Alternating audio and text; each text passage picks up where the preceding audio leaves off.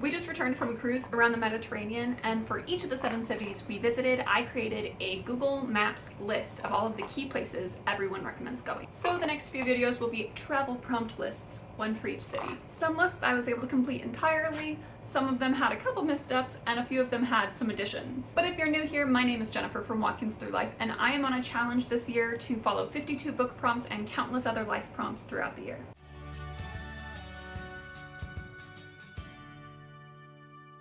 Our third port was technically Messina, Sicily, but we didn't actually get a chance to explore there because of the tour that we booked. And I know that means we missed the astronomy clock. Instead, we went down the coast on the craziest bus ride we have ever been on to the city of Taormina. Taormina is a beautiful city built onto the top of a cliffside with a beach city down below. So completely unusual terrain, but it also meant a lot of hills when we were walking around. As you do walk around though, you see a lot of Roman ruins, some beautiful city gardens, and a insanely commercialized pedestrian street. The first thing we saw on our list was the Porta Catania, which is a beautiful archway that leads into the old city. The second thing was the Duomo di Taormina, which is a beautiful church that was on this checkerboard plaza, which I believe is called the 9th of April Plaza, Piazza Roman numeral 9, and then Aprile.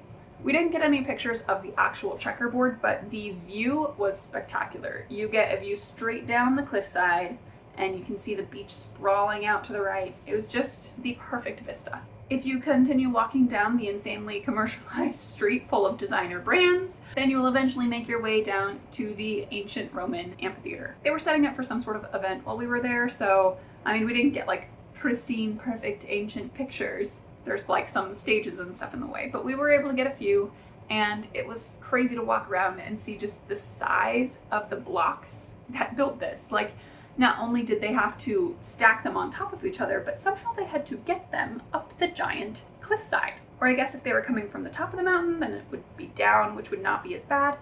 But either way, it's an engineering marvel and would take far more work than I want to be involved in. Again, from the top of there, you get beautiful views. After that, we walked down into the city and towards the Villa Comunale di Taormina.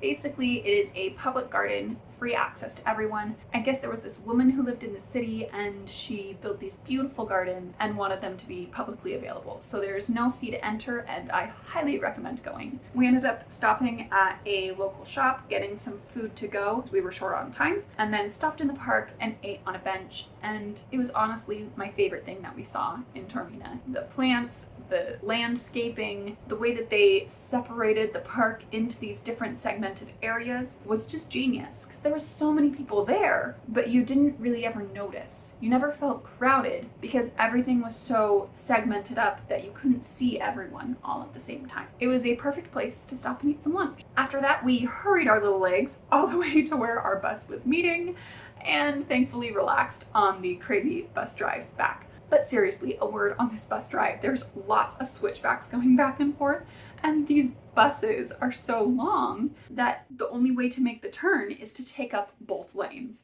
So as they're approaching these turns, they just honk their horn repeatedly to let people know coming down that they need to stop because it's not going to be passable. He'd have to approach it, honk, honk, honk, honk, honk, wait for braking cars, and then go and hope that no one was still going the other direction.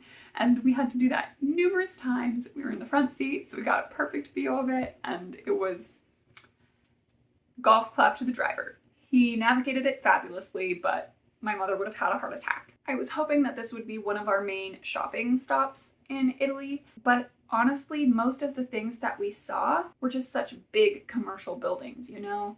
They had all of the designer brands on display, and we tried to leave the main street a few times, but then we would just see restaurants and cafes and homes, and I'm like, where do the locals shop? Because that's where I like to go. And unfortunately, we didn't really find those places. So we got some cute rainbow bow tie pasta and moved right along to our next stop in Rome, which will be the next video. But as far as Sicily goes, we would definitely take a cruise that had another stop in Sicily, just not in the same city. There's so many different sides to Sicily, so many different cities to see, and I feel like we wouldn't do Messina and Taormina again, but we would love to go around to the other points. If you have been to any of those other cities or seen some of the other sites in Sicily, please leave them down below so we know what to look for on our next itinerary in probably a few decades. But hey, it's never too early to start planning. But anyways, Next video, Rome, and we will see you then.